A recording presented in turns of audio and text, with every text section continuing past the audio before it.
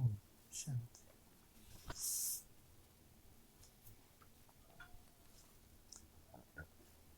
1/5/23 साकार मुरली है। गीत चला है रात के राही थक मत जाना, सुबह की मंजिल दूर नहीं है। कितनी दूर है? ज़्यादा दूर नहीं है, लेकिन दूर तो है। कितनी दूर है? हाँ जी, हाँ जी, 3.5 पे आ गई इतनी जल्दी? या तो फिर महीने बोलो, है ना? लगभग 4 साल, बात एक ही है। रात खत्म होगी नहीं होगी? रात खत्म होने जा रही है। दिन हमेशा हमेशा के लिए होने जा रहा है। ऐसे तो दिन कितने बजे हो जाता है? दिन की शुरुआत कितने बजे होती है?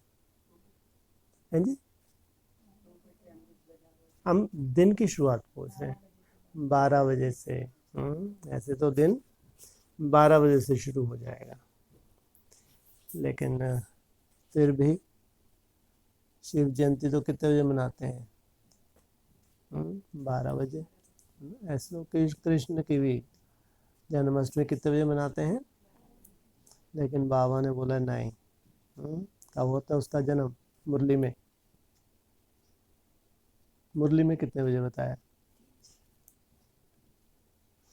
और 2-3 टाइम भी तो बताए। 2:30-3। फिर बोला है 2:30 बजे तो कोई सिमरन भी ना कर सके।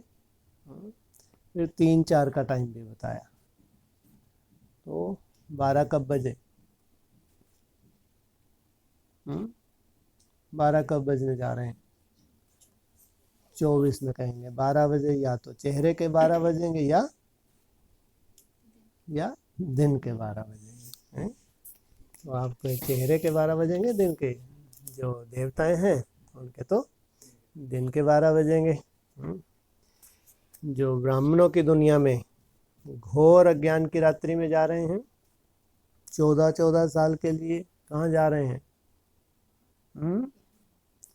गर्भ जेल में जा रहे हैं, सजाओं का अनुभव करेंगे। तो उनके लिए नहीं कहेंगे दिन की शुरुआत, उनकी तो रात्रि बढ़ती ही जाएगी, बढ़ती ही जाएगी। तो दिन की शुरुआत मान लो कब बोला आप लोगों ने? 24। अच्छा, किस हिसाब से 24? 24 किस हिसाब से? कोई मुरली का पॉइंट? लो, ये मुरली सरदार जी जाग जाए, मुरली का पॉइंट है। आपके भैया जी की बात है ये तो। मुरली का पॉइंट 12 कैसे मान लें कि आप लोग 12-24 आप नहीं बजाते रहते आप लोग 12? कोई मुरली का भी तो होगा कोई। हाँ, 19 में बोला था बाबा ने, साकार मुरली चली थी तो उसमें बोला था 7 से 12 बजे तक अंधकार, है ना, रात्रि का समय होता है। तो बेहद की 7 कितने बजे बजे? 19 में। फिर 20 में कितने बजे? 8। ऐसे करते करते 24 में क्या कहेंगे? 12। तो कौन से 12 हैं ये? दिन की शुरुआत का हो। तो रात के राही थक मत जाना, सुबह की मंजिल दूर नहीं है। तो ये तो 12 बजे। और आगे बढ़ो। 12 के बाद एक, एक माना ईयर, 25। और आगे बढ़ो। 2 माना 26। 2.5 माना 26.5। 2.5-3 भी तो मुरली में बोला है, तो और आगे बढ़ जाओ थोड़ा सा। 27, है ना? ये 3-4 भी बोला है। मुरली का पॉइंट है, इसलिए 27-28 के आसपास जब आप वापिस आते हैं तो प्रत्यक्षता रूपी जन्म होता है। इसलिए कहा रात के राही थक मत जाना। घोर जो रात्रि आई है जिसमें अच्छे अच्छे जो उड़ रहे थे ब्राह्मण, बहुत नशा था, कब आ गई उनके घोर ज्ञान की रात्रि। अंधकार में चले गए, 60,000 एक साथ भस्म हो गए। कब? 2018 में। और उधर ब्रह्मा बाबा ने भी हाथ खड़े कर दिए। कौन सा वर्ष दो इसको? अंतिम वर्ष, समाप्ति वर्ष। 31 दिसंबर 2017 को बोला ना, समाप्ति वर्ष माना। इसका मतलब जो पढ़ाई पढ़ानी थी पढ़ा ली, और जिन्होंने जितनी पढ़ाई पढ़नी थी पढ़ ली। अब तो रिजल्ट का समय है, रिजल्ट के समय पढ़ाई थोड़ी पढ़ाई जाती। लेकिन जहाँ पढ़ाई पढ़ाई गई थी वहाँ थोड़ा बहुत एक्स्ट्रा क्लासेस मिली। होता है ना, जो स्टूडेंट्स होते हैं उन्हें एक्स्ट्रा क्लासेस भी मिलती हैं, तो एडवांस में लिया एक्स्ट्रा क्लासेस। कब तक? 2022 18 अगस्त। तो कहेंगे पढ़ाई पूरी हुई नहीं हुई? तो थकना, वो तो थक के जैसे कि शव जैसे लेटे हुए हैं। कोई उमंग उत्साह नहीं, बस इंतजार है। किसकी इंतजार है? हैं जी? बाबा की इंतजार। बाबा का तो उन्होंने अनाउंस ही कर रखा है। 27 के आसपास बाबा डंका की चोट पे बोल रहे हैं सबको कि 27 के आसपास बाबा आएंगे ही आएंगे। लेकिन इंतजार किसकी है उनको? है जी? क्या पर कैसे मालूम हो रहा है प्रत्यक्षता? है जी? कौन सी मम्मा? हाँ, लक्ष्मी के इंतजार है। क्योंकि सवेरा आ गया, सत्युग आ गया, नई दुनिया आ गई, लक्ष्मी का कहीं अता पता ही नहीं, दूर दूर तक कहीं नहीं दिख रही। और तो और ही यूट्यूब पे क्या कर रही है, इनको और सुला रही है, सो जाओ। मैं नहीं आने वाली। क्या करो तुम, तो और सो जाओ, कल मरते हो तो आज मरो, तुम्हारी तो शक्ल भी नहीं देखे। लक्ष्मी जैसी श्रेष्ठ आत्मा इन बिच्छू टिंडनों की शक्ल देखेगी या और ही मौत देगी इनको। ये फोन करेंगे तो फोन से ऐसे लताड़ लगाएगी, बात मत पूछो। इसलिए बाबा ने बोला ये भंगार जो है ये लक्ष्मी का आवाहन नहीं कर सकते। तो इतनी श्रेष्ठ आत्मा का आवाहन कौन करेंगे? कौन बच्चे? हम बच्चे। अच्छा, हम बहुत हर बात में अपने ऊपर तो लेना ही चाहिए। जो पवित्र आत्माएं हैं वही ऐसी श्रेष्ठ आत्मा का आवाहन कर सकते हैं, अपवित्र नहीं कर सकते। तो रात के राही थक मत जाना, ये बोलना चाहिए। ओ क्या कहते हैं, सुबह का क्या एक बहुत अच्छा गीत नहीं है, स्वर्णिम सुबह आयो आयो का हो गया नहीं हो गया है। हाँ, ये भी ठीक है।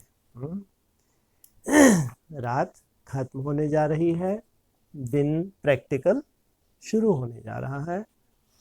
तो इसलिए बाबा ने बच्चों को इशारा दिया। जो बच्चे लगे हुए हैं इंतज़ाम में वो तो नहीं थकते। उनके अंदर तो उमंग उत्साह है कि हमको भगवान का कार्य करके ही छोड़ना है। कोई कर रहे हैं इंतज़ार, कोई कर रहे हैं इंतज़ाम। जो इंतज़ाम कर रहे हैं वो तो थकते ही नहीं। वो कितनी बड़ी युद्ध है उनकी, उनको थकाने के लिए कितना माया हाहाकार मचा रही होगी। नहीं, युद्ध कौन सी है ये? है जी? हाँ, कौन सी युद्ध है? तुम्हारी बेहद की युद्ध है। और ये तो योग बल की युद्ध है, हिंसक युद्ध तो है नहीं, तो अहिंसक युद्ध है। जितना तुम योग बल धारण करते हो उतना ही माया तुमको क्या करती है, पिछाड़ने की कोशिश करती है। लेकिन जीत किन की होगी? हाँ, हमारी ही। कितना भी अंधेरा कायम रहेगा, रहेगा। वो क्या बोल रहा है किल्विश? अंधेरा कायम रहेगा। और भगवान क्या कर रहे हैं? उजाला आया कि आया। इसलिए इशारा दिया, रात के राही थक मत जाना, सुबह की मंजिल दूर नहीं। ओम शांति। मीठे मीठे पुरुषार्थी बच्चे इस गीत का अर्थ तो स्वयं जानते होंगे। नंबरवार पुरुषार्थ अनुसार जानते तो हैं, लेकिन नंबरवार है। जितनी सूक्ष्म बुद्धि है उतना वो एक्यूरेट देख पाते हैं। इसका अर्थ बेहद में यहाँ कैसे लागू होता है, उतनी सूक्ष्मता है। तो नंबर 1, जो यात्रा पर उपस्थित हैं वे ही यथार्थ अर्थ समझ सकते हैं, सोने वाले नहीं। जो घोर अज्ञानता में चले गए, सो रहे हैं कुंभ करने की नींद में, उनके लिए नहीं। कौन समझ सकते हैं? हाँ, जो पुरुषार्थ कर रहे हैं यथार्थ। अब यह यात्रा है रात की, और जिस्मानी यात्राएं होती हैं दिन की। कितनी अजीब यात्रा है। जितनी भी यात्राएं होती हैं दिन में होती हैं, रात में होती हैं? दिन में होती हैं अधिकांश यात्राएं। अमरनाथ बद्रीनाथ पर जाते हैं तो दिन को सफ़र कर रात को सो जाते हैं। दिन को क्या करते हैं? सफ़र करते हैं। कहाँ जाते हैं? अमरनाथ। अमरनाथ कौन? कैसा शिवलिंग होता है? सफ़ेद बर्फ़ का शिवलिंग। अमर भाव का वरदान मिला हुआ है। उसकी कभी मृत्यु संगम युग पे होती ही नहीं। संगम युग पे इतना निश्चय बुद्धि होता है। कब से? कब से? 76। 76 से ही इतना निश्चय बुद्धि है कि वो निश्चय में आता ही नहीं। वो हो गया अमरनाथ। तो अमरनाथ बद्रीनाथ, दूसरा कहाँ जाते हैं? बद्रीनाथ। ये कहाँ है? दिशा कौन सी है? हिमालय। कौन सी दिशा हो गई? उत्तर दिशा में, एकदम ऊंची स्टेज पे। भक्ति मार्ग का क्या कहते हैं उसको? भक्ति मार्ग का बैकुंठ कहते हैं। वहाँ भी बताते हैं, वहाँ जो बैकुंठ में आत्माएं जाती हैं वो जन्म मरण से मोक्ष को प्राप्त कर लेती हैं। तो दिन को सफ़र कर रात को सो जाते हैं। दिन को तो किया सफ़र, और रात को? कब से दिन का सफ़र, कब से रात का सोना? सब नहीं सो जाते, ज़्यादातर भक्ति मार्ग में ऐसा होता है। तो सो गए। कब दिन में सफ़र किया उन्होंने?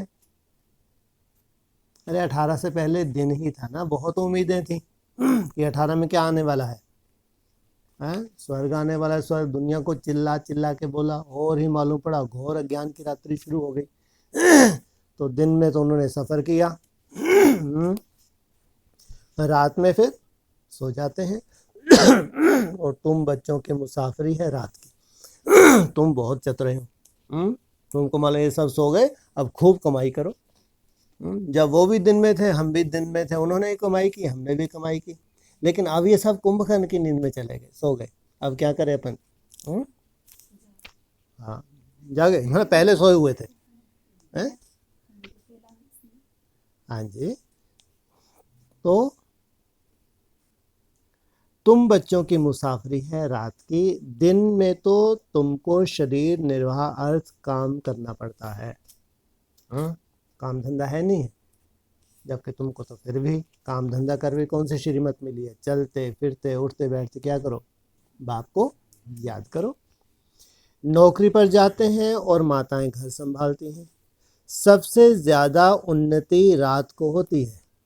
रात को बाबा माना अमृत वेला, उसको बाबा रात ही बोलते हैं। जबकि सब मनुष्य सोए हुए होते हैं, इसलिए बाबा ने भी बोला ये 10 वर्ष 2017-18 से 27-28 तक इसको बेहद का अमृत वेला बोला है। तुम्हारी उस समय बड़ी अच्छी यात्रा हो सकती है। सब क्या हो गया? अज्ञान निद्रा में सो गए। भक्त लोग भी सवेरे अमृत वेले याद में रहते हैं। बच्चे अपनी उन्नति करना चाहते हो तो बाप राय देते हैं नींद को जीतने वाले बनो। भक्ति मार्ग में क्या करते हैं? भक्त भी मेहनत कर रहे हैं, नहीं कर रहे? कौन से भक्त? जिनको यथार्थ ज्ञान नहीं है, दुनिया को क्या कह रहे हैं? संदेश दे रहे हैं। इनको भी वैल्यू मालूम है, कोई 10% तो है नहीं है, वो भी अमृत वेले मेहनत करते हैं। तो बाप राय देते हैं नींद को जीतने वाले बनो। कोई मासी का घर है, राय दी है क्या? नींद को जीतने वाले बनो। ये सवाल भी तभी उठता है जब नींद अपना क्या करे? भयंकर अटैक करे। नींद का अटैक हो और तुम फिर घूम फिर के आँख में छींटे मार के तेल लगा के उसका सामना करो। तो 5000 वर्ष पहले भी कहा था भल सवेरे सो जाओ। रात को उठो, सवेरे माना तुमने अमृत वेला पूरा किया, उसके बाद भल तुम थोड़ा सो जाओ, आराम करो, लेकिन वो रात माना बेहद का जो अमृत वेला है या खास जो हद का अमृत वेला भी है उसको ज़रूर सफल करना है। भल लगाया ऐसा नहीं सो ही जाओ।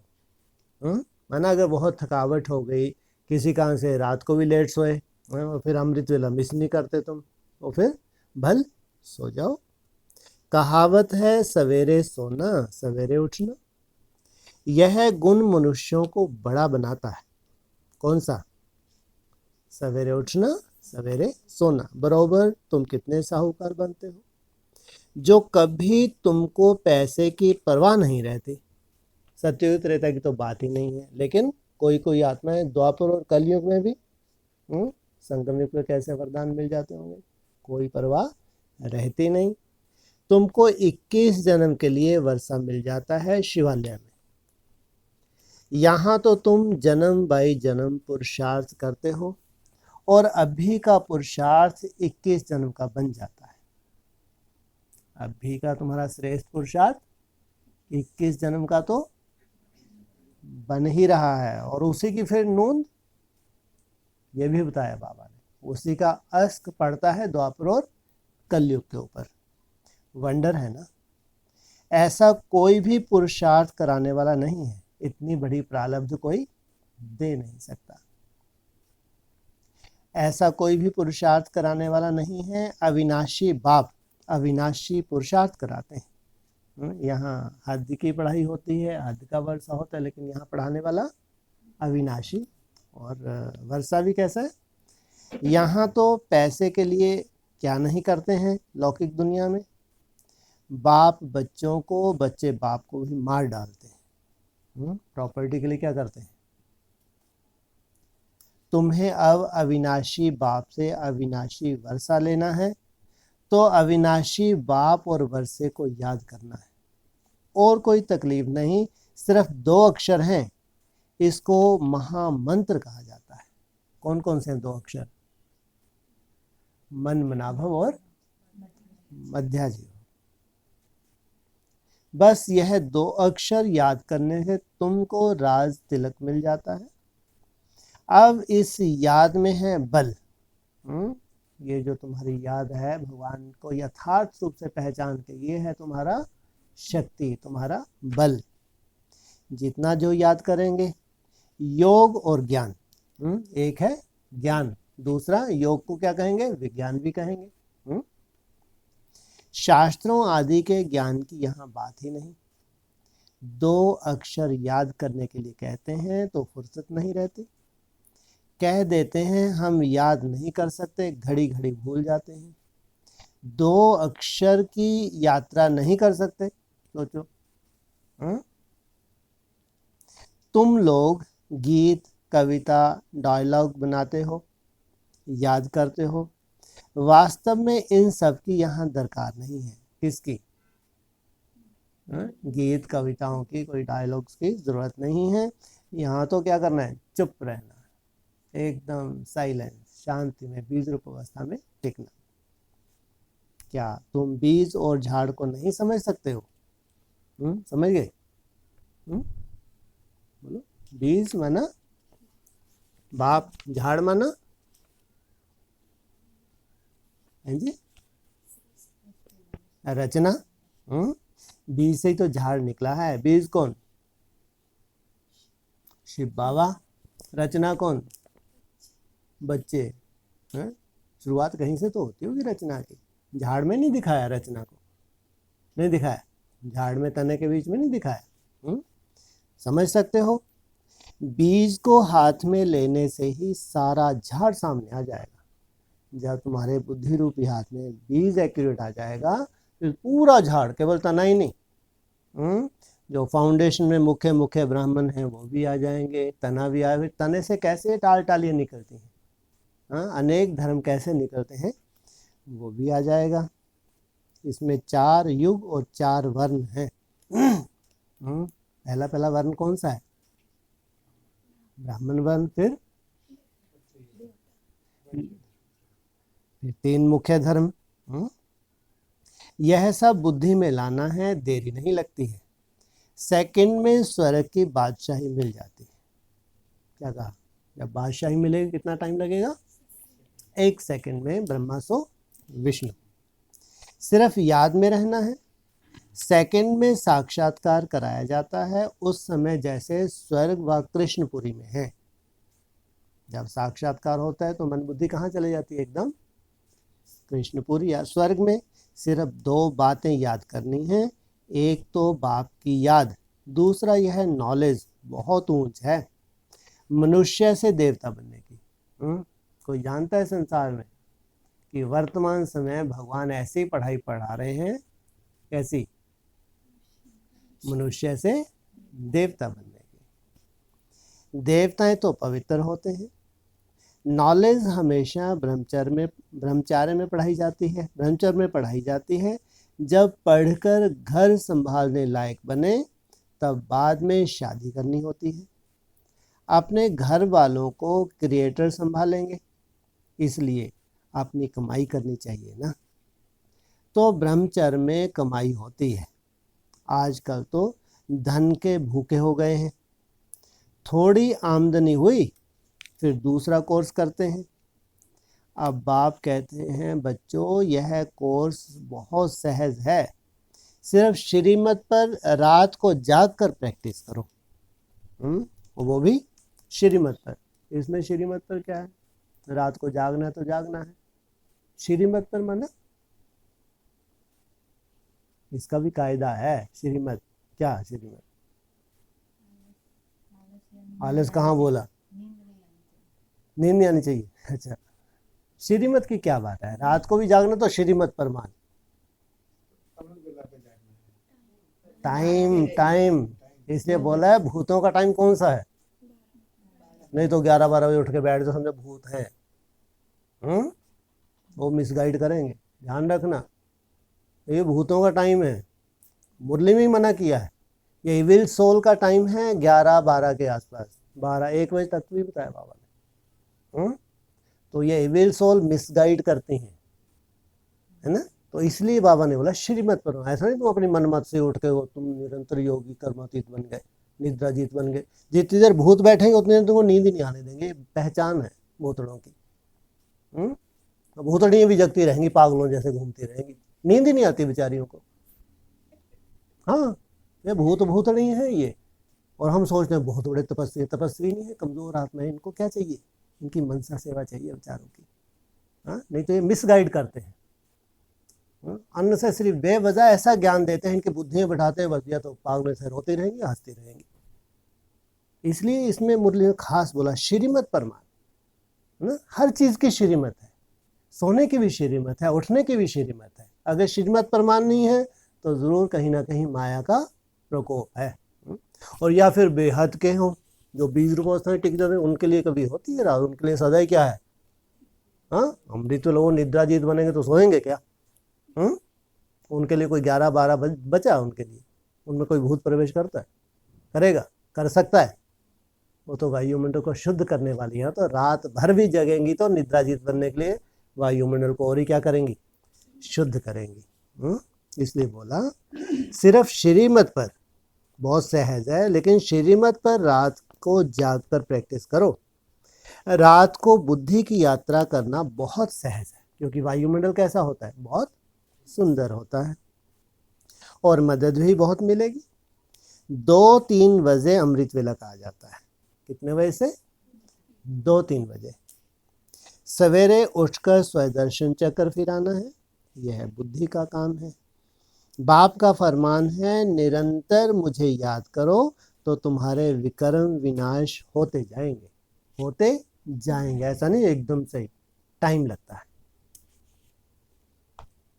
नहीं तो तुम सजनियों को कैसे साथ ले जाएंगे? तुम सजनियों हो पतित, सबके पंख टूटे हुए हैं। कौन से पंख? ज्ञान और योग के पंख टूटे हुए हैं। अब सिर्फ याद करो तो पवित्र बन जाएंगे। सवेरे उठने का प्रयत्न करो।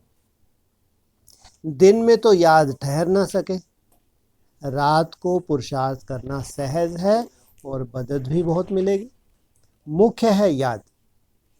तुम जानते हो हम आत्मा हैं, हमको परम पिता परमात्मा पढ़ा रहे हैं, उनसे पढ़ना है।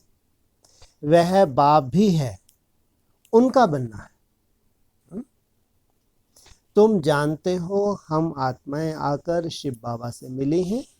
आत्मा परमात्मा अलग रहे वो काल। सुंदर मेला कर दिया जब किसकी इंतजार है? वो सतगुरु, वो किस रूप में मिले? दलाल के रूप में वो बीच में आधार बने।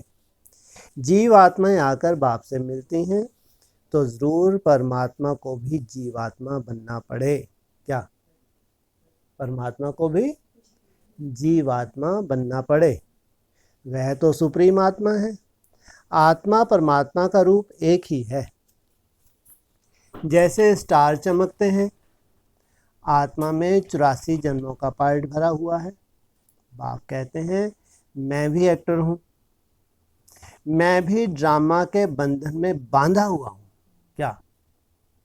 बांधा हुआ क्यों नहीं? बंधा हुआ क्यों नहीं बोलते? मैं भी क्या हूँ? एक्टर हूँ। शिव बाबा एक्टर है? शिव बाबा एक्टर है?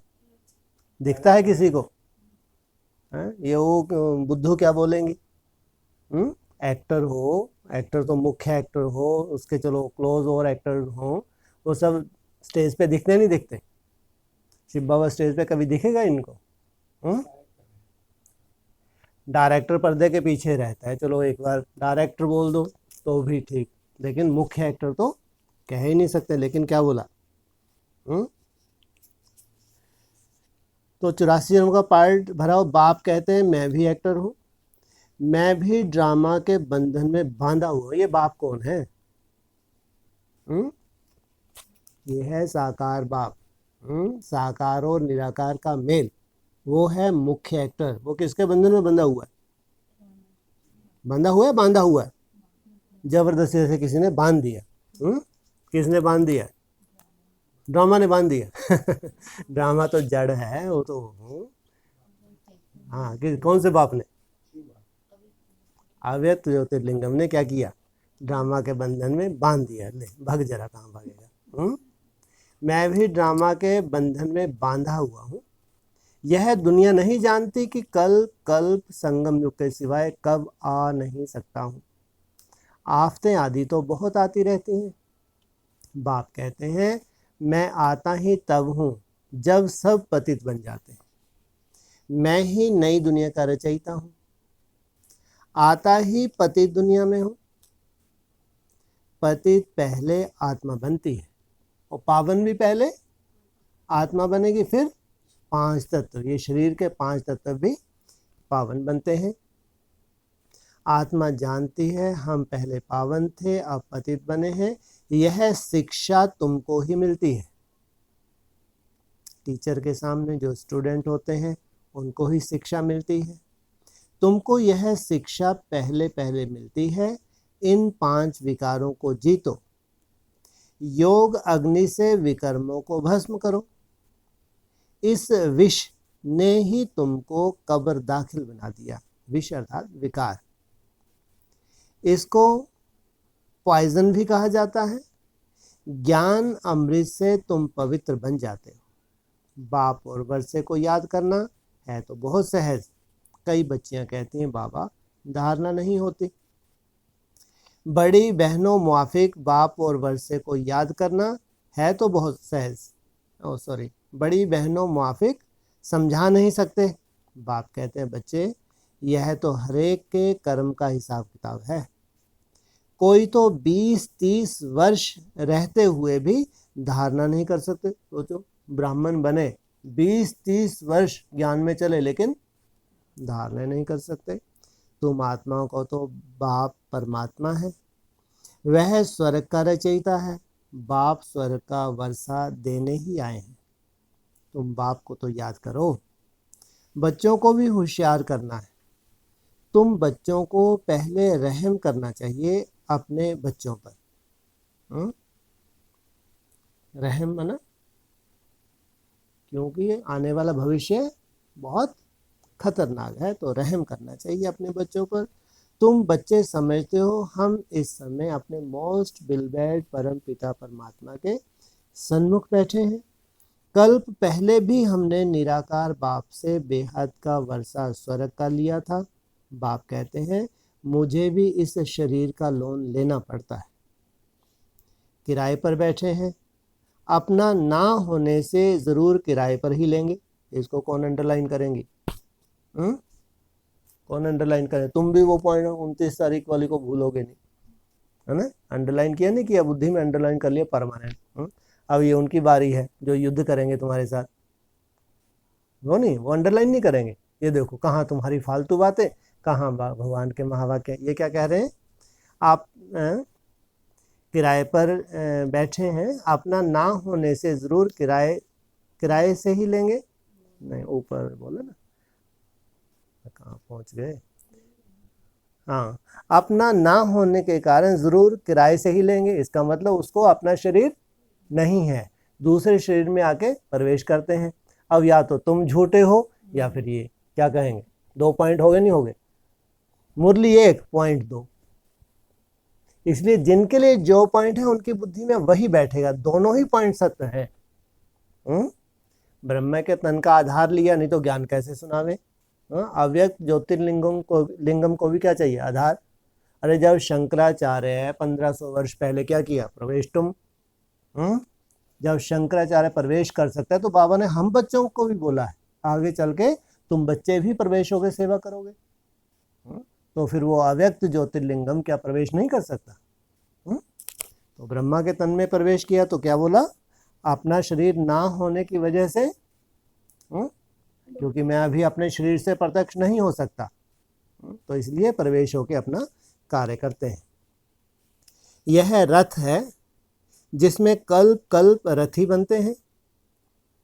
रथ में रथी देख रहे हैं ना, रथ अलग है, भ्रुकुटी में रथी अलग है।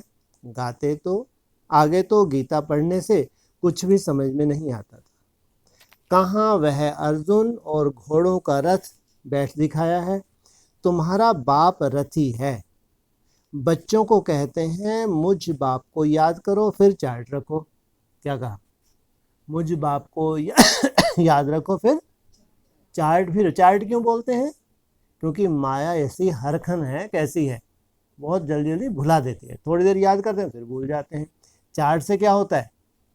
हाँ, एक अटेंशन बना रहता है। तो फिर चार्ट रखो। ऐसा साजन जो 21 जन्म सुख देते उनको क्यों नहीं याद करेंगे? परंतु है यह गुप्त। अब बाप कहते हैं अपने को आत्मा निश्चय कर फिर बाप की श्रीमत पर चलना है। इसमें ही माया बड़ा हैरान करती है। किसमें? अपने को आत्मा समझ और श्रीमत पे चलना। क्या करती है? अपनी मन मत के आधार से मिक्स हो जाती है, या दूसरों की मत भी मिक्स हो जाती है। अनेक ब्राह्मण है, उनकी अपनी अपनी मत है। वह भी कम उस्ताद नहीं है। कौन? माया। अच्छे अच्छे बच्चों को भी जीत लेती है। बाबा स्वर्ग का मालिक बनावे और माया चंडाल के जन्म में ले जावे, क्योंकि श्रीमत छोड़ देते हैं। चंडाल का जन्म किनको मिलता है? मुरली में क्या बताया? हाँ, जो वापिस ऐसे ऐसे ब्राह्मण भी होते हैं, दान लेके वापिस होते तो चंडाल का जन्म मिलता है। यहाँ बच्चे जानते हैं हमको भगवान पढ़ाते हैं। तुम गॉडली स्टूडेंट हो ना, भल दूसरा भी कोर्स उठाते फिर भी टीचर को याद करेंगे। बाप कहते हैं भल ग्रस्त व्यवहार में रहो, परंतु सदा सुखी बनने के लिए साथ में दूसरा कोर्स उठाओ। मैं तुम्हें अथाह धन देता हूँ जो तुम 21 जन्म कभी दुख नहीं देखेंगे। तुम्हारे जैसा अक्लमंद सृष्टि भर में कोई नहीं। कितनी बड़ी बात है, सृष्टि भर में तुम्हारे जैसा अक्लमंद कोई नहीं। प्रेसिडेंट आदि की कितनी महिमा करते हैं, परंतु तुम मोस्ट वंडरफुल इनकॉग्निटो बड़ी अथॉरिटी हो। तुम्हारे जैसा नॉलेजफुल इस दुनिया में कोई हो नहीं सकता। हो सकता है? जैसी नॉलेज भगवान हमको दे रहे हैं, इतना नॉलेजफुल, कितना भी शास्त्रों को पढ़ ले, बैठ के रट ले, लेकिन जो नॉलेज यथार्थ भगवान दे रहे हैं वो किसी के पास हो नहीं सकती।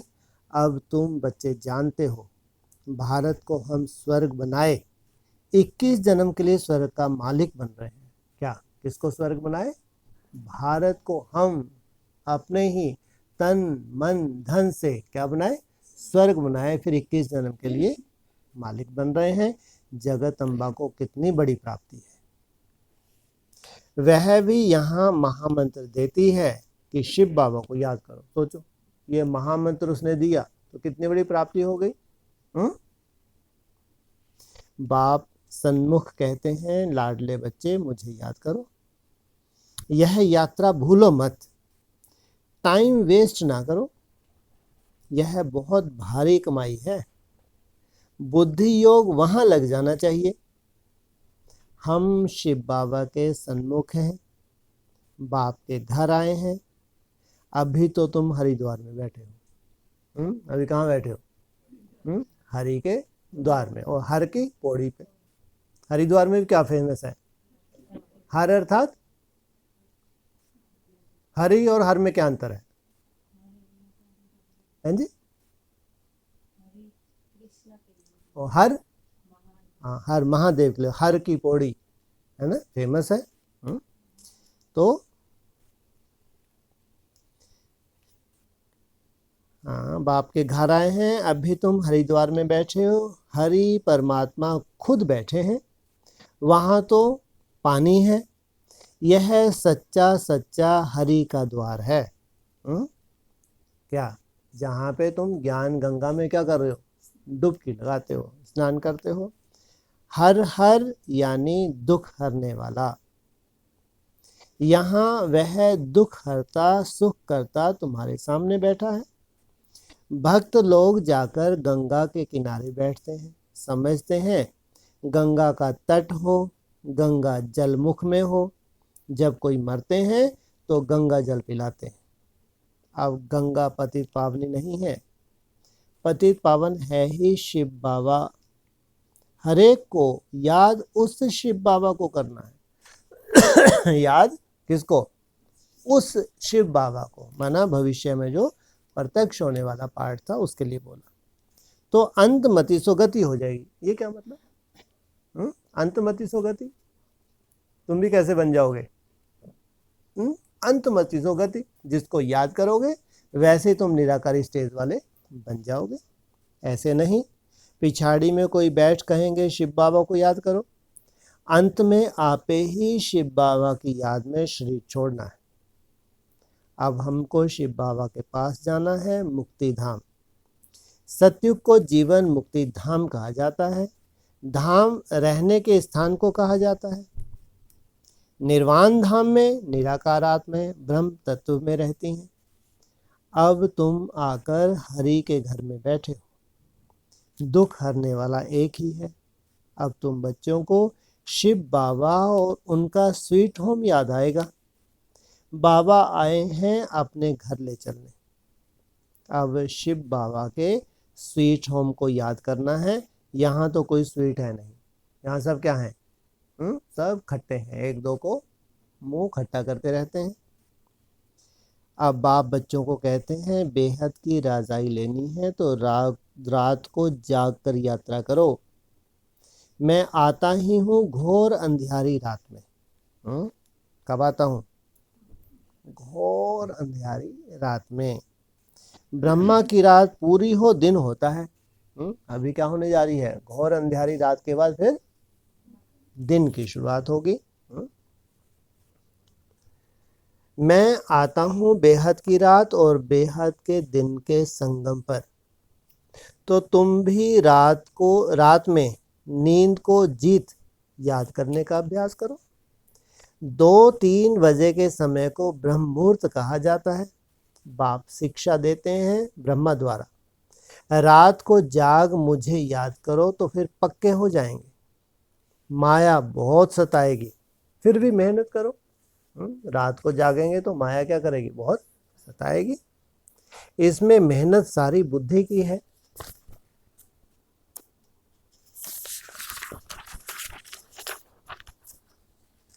उठते बैठते चलते याद में रहना है। बाप कहते हैं थक मत जाना रात के राही। जब तुम घूम फिर के करोगे तो थकोगे नहीं थकोगे। वाह क्या करें, थक मत जाना रात के राही। रात को बहुत मजा आएगा। लो, हमको मालूम है नींद का क्या आनंद होता है जो हमको छोड़नी पड़ती है, और रात को बहुत मजा आएगा। फिर वह नशा दिन में भी चलेगा। एक तो बाप को याद करो और अपनी तकदीर की महिमा करो। और सबकी तकदीरें फूटी हुई हैं। वाह क्या कहा, तुम बैठ के क्या करो, अपनी तकदीर की महिमा करो। और ब्राह्मणों की जो सो रहे हैं, ऐसे नहीं सभी सो रहे हैं, है ना, जो सो रहे हैं तो उनकी तकदीर की, फूटी हुई तकदीर की क्या करो। तुम्हारी तकदीर अब जग रही है, औरों की सो रही है। जिनका बुद्धि योग इस समय धन कमाने में रहता है, उनकी तकदीर सोई हुई समझो। सच्ची तकदीर तुम्हारी जग रही है, और वो फिर क्या कर रहे हैं, बड़े बड़े महल बना रहे हैं, बाप रे बाप, बड़ी बड़ी गाड़ियां ऐसी। ब्राह्मण किस धंधे में लगे हैं, तो उनको क्या कहेंगे, उनकी तकदीर सोई हुई है। पेट जास्ती थोड़े ही खाता है। भील लोग क्या खाते हैं, मिर्ची और मकाई चने का आटा मिलाए रोटी खा लेते हैं, ठेपला। हाँ, हो गया, पेट भर गया। जास्ती थोड़ी चाहिए। यहां तो तुमको सब कुछ मिलता है। तुमको बहुत साधारण रहना है, ना बहुत साहूकारी ना बहुत गरीबी। खान पान तुम्हारा कैसा होना चाहिए, एकदम बीच का। अब बाप कहते हैं, हे लाडले बच्चे मुझे याद करो। मैं तुमको नैनों पर बिठाए ले चलता हूँ। कहाँ बिठाए, नैनों पे कहो या पलकों पे कहो। कितनी पलकें हैं, कितने नैन हैं, 2 नैन है। नैनों पे बिठाए ले रहा, क्यों, खुद नहीं, सर पे नहीं बिठा सकते, नैनों पे क्यों बिठाते हैं। 2 नैन कौन कौन से हैं, राम और कृष्ण। मेरे नूरे रत्नों, नूरे नूरे चिश्म बच्चों को हमेशा प्यार किया जाता है। श्रीमत पर चलने से सदा सलामत रहेंगे। सदा सलामत का अर्थ भी बड़ा भारी है। तुमको चोट नहीं लगेगी, कोई तकलीफ नहीं होगी, इतना तुमको सदा सलामत बनाता हूं। सदा सलामत, कभी भी तुमको चोट नहीं लगेगी, निरोगी काया रहेगी। ना काल की ताकत है कि तुमको खा सके। अगर अच्छी रीति याद करेंगे तो मदद मिलेगी। जिन्होंने कल्प पहले पुरुषार्थ कर अपनी प्रारब्ध बनाई है, साक्षी हो देख रहे हैं, यह अपने को इंश्योर करते हैं। बाबा भक्ति मार्ग में भी इंश्योर मैग्नेट है। ईश्वर अर्थ निकालते हैं, गरीबों को गुप्त दान देते हैं। कोई को शादी करानी होती है तो गुप्त दे आते हैं। गुप्त दान का फल भी ऐसा मिलता है। शो करने से उसकी ताकत आधी हो जाती है। इसलिए क्या बाबा क्या बोलते हैं, एक हाथ देने वाला दूसरा हाथ लेने वाला। मैग्नेट बाप को कहते हैं, तुम इंश्योर करते हो, जो जैसा अपने को इंश्योर करते हैं वैसा ही फल मिलता है। पाप करते हैं तो उसका दंड मिल जाता है, पुण्य का फल अच्छा मिलता है। वह होते हैं हद के फिलैंथ्रोपिस्ट, कमाई में से 8 आना 4 आना भी निकालते हैं। अब तो तुमको कंप्लीट फिलैंथ्रोपिस्ट बनना है, फुल इंश्योर कर देना है। देखो, मम्मा ने सिर्फ तन और मन इंश्योर किया। कन्याओं के पास तो धन होता ही नहीं, उन्हों को यह ख्याल नहीं रखना है। वह फिर तन मन से सेवा कर सकती हैं, इसलिए कन्याएं बहुत प्यारी लगती हैं। किसको, बाबा को। कन्याएं नंबर 1 में आ जाती हैं। बाबा अधूर कुमार था, हाँ, कोई कुमार निकलते हैं, स्वयंवर रच पवित्र रह दिखाते हैं, तो आहो सौभाग्य। सरेंडर भी पूरा हो, वह बहुत अच्छा पद पा सकते हैं। बाबा समझाते हैं, कर्मों का भोग भी सारा यहाँ चुकतू करना है। क्या कहा? जो भी रहा हुआ है किसी भी जन्म का, वो यहाँ चुकतू करना है। मम्मा बाबा को भी कर्म का भोग भोगना पड़ता है। रहा हुआ हिसाब किताब यहाँ ही निकलेगा। किसी भी जन्म का हो वो यहाँ निकलता है। ऐसा नहीं ईश्वर का बना हूँ फिर रक्षा क्यों नहीं करते, नहीं, कर्म भोग तो जरूर यहाँ ही चुकतू करना है। नहीं, कर्म भोग तो यहाँ ही चुकतू करना है। अच्छा, मीठे मीठे सकील हृदय बच्चों प्रति माता पिता बाप दादा का याद कर। Good morning. रूहानी बाप के रूहानी बच्चों को नमस्ते।